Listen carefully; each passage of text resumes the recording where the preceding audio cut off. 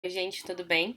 Sejam bem-vindas à quinta aula da semana 2 aqui do Discutindo Políticas Públicas. Nessa semana, nós estamos conversando sobre conceitos básicos relacionados à formulação, implementação, aos debates da ciência política e da sociologia, e também estou mostrando para vocês a relevância da construção de uma ciência do conhecimento populacional, que é o uso da estatística para fazer algumas medições que podem ser utilizadas para formular, pensar, definir agendas, pauta política, e que o próprio movimento social, na verdade, a própria sociedade civil, o mercado e o Estado podem utilizar para realizar um tipo de decisão que seja pautada em evidência.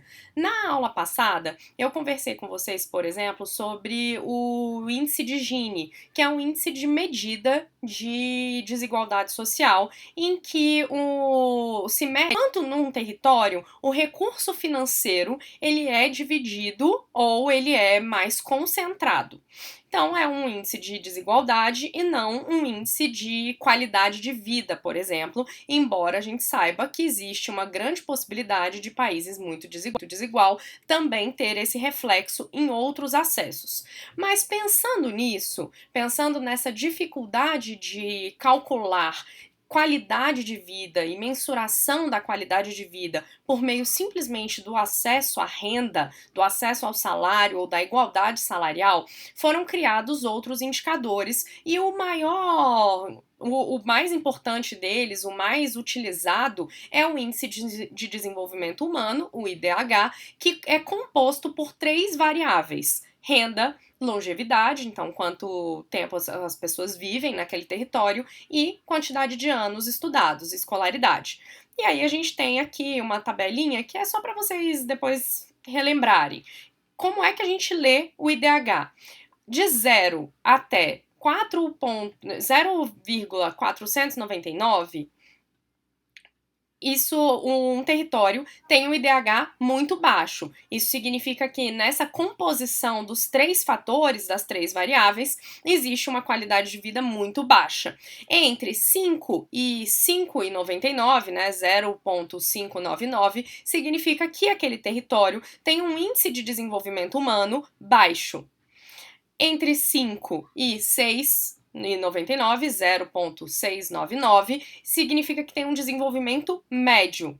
Acima de 0,7 é alto ou muito alto. Então a gente tem aí uma medida, uma escala que vai falar sobre alguns dos fatores que implicam numa qualidade de vida para a população e que não se refira simplesmente ao desenvolvimento econômico, né? Não é somente, quando a gente está falando de IDH, nós não estamos falando somente de desenvolvimento econômico, de industrialização, por exemplo, de acesso ou não à renda. Nós estamos falando também de como as pessoas vivem, o que implica diretamente falar de qualidade da saúde. Se as pessoas vivem mais, é porque a gente tem acesso à saúde melhor. Se as pessoas vivem menos, é porque elas têm adoecimentos ou situações de violência que faz com que elas morram de uma forma mais fácil. E escolaridade, porque se as pessoas não trabalham, por exemplo, na infância e na juventude, elas conseguem se dedicar mais tempo à escolaridade, aos eventos de lazer, à cultura, e isso faz com que a população tenha uma alta qualidade de vida. Então, essa é a medida. Quanto maior a renda, maior a longevidade e maior a escolaridade, melhor vai ser o índice de desenvolvimento humano de um território.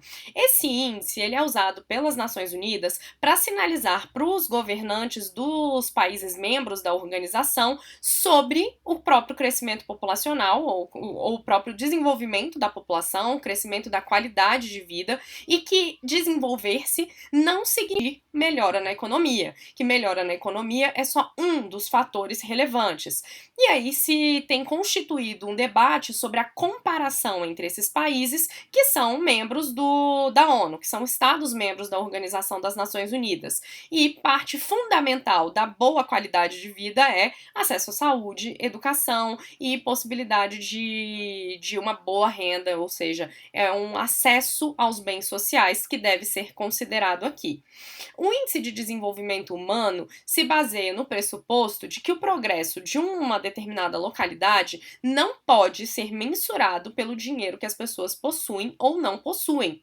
Então, não é simplesmente um cálculo de desigualdade. O Índice de Desenvolvimento Humano não mensura igualdade ou desigualdade. Mensura dados de saúde, dados de educação, acesso à possibilidade de uma melhor vida e de uma vida mais longa. É isso que ele vai medir. É esse tipo de questão que o IDH vai medir.